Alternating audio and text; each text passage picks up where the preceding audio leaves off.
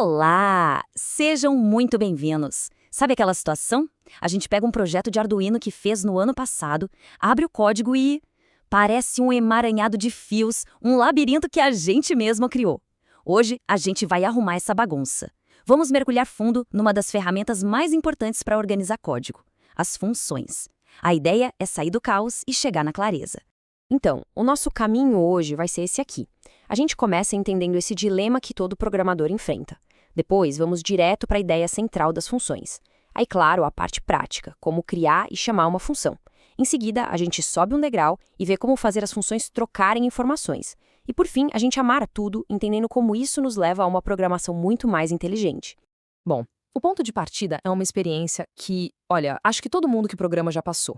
Você abre um código antigo, um projeto que é seu, e simplesmente não consegue mais entender a lógica. O que você estava pensando naquele dia? E essa frase resume tudo, né? A falta de organização transforma o que era um código funcional num verdadeiro quebra-cabeça. É exatamente aí que as funções entram como a solução perfeita.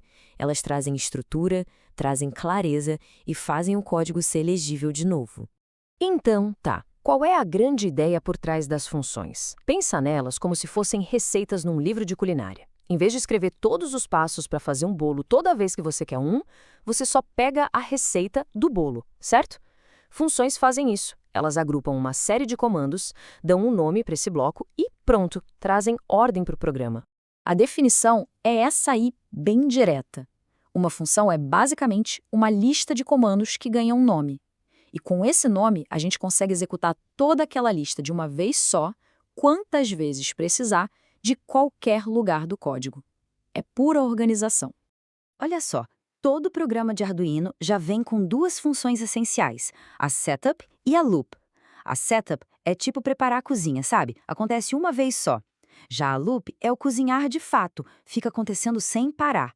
Mas a verdadeira mágica, o pulo do gato, é quando a gente cria as nossas próprias receitas, as funções personalizadas, que rodam exatamente quando e como a gente quer. Ok, então vamos colocar a mão na massa. Usar uma função é um processo bem elegante, dividido em duas partes. Primeiro, a gente constrói a função, define direitinho o que ela vai fazer. Depois, a gente chama essa função, ou seja, coloca ela para trabalhar no momento certo. E criar uma função é surpreendentemente simples. A gente começa com a palavra void, que basicamente diz, olha, essa função vai fazer um trabalho, mas não precisa me entregar um resultado de volta. Depois a gente dá um nome bem descritivo, tipo inicia estado, seguido de parênteses. E aí, dentro das chaves, a gente coloca todos os comandos que ela tem que executar. E aqui está a recompensa. Depois de criar a função para rodar todo aquele bloco de código, é só isso aí. O nome dela, os parênteses e um ponto e vírgula. Uma única linha que faz um monte de coisas. Simples, limpo e muito eficiente. Certo. Até agora, as nossas funções são como operários que executam tarefas em silêncio. Mas e se elas pudessem conversar? Tanto com a gente quanto entre elas. É aqui que o poder delas explode, porque elas podem receber informações para trabalhar e também podem nos devolver resultados. A diferença fundamental está aqui. Uma função void, como a que a gente viu, é como um funcionário que cumpre uma ordem e pronto. Agora, uma função com return, essa não só cumpre a ordem, como também te entrega um relatório, um resultado, de volta para quem chamou.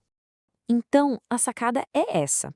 Quando a gente troca o void por um tipo de dado, como o bool, que é para verdadeiro ou falso, a gente está fazendo uma promessa. A gente promete que essa função vai entregar um resultado. Por isso, ela precisa usar o comando return para mandar de volta um valor daquele tipo que a gente prometeu.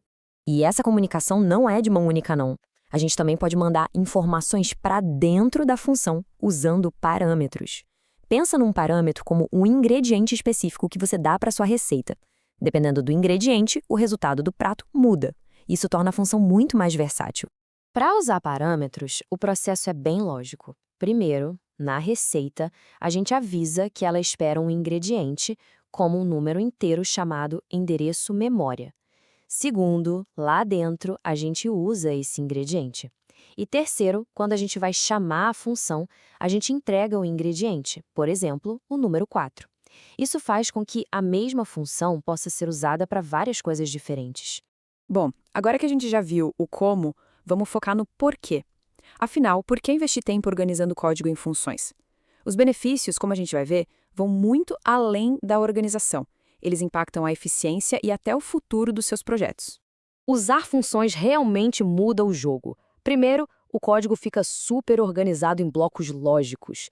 A gente para de repetir código, o famoso don't repeat yourself.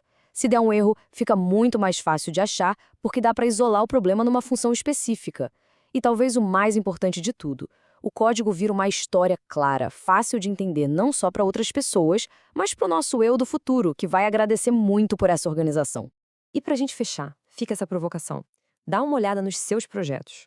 Aquele trecho de código que fica se repetindo em vários lugares. Qual é? Esse trecho é o candidato perfeito para virar sua primeira função. É o seu primeiro passo para transformar o caos num código claro, eficiente e, sem dúvida, muito mais inteligente.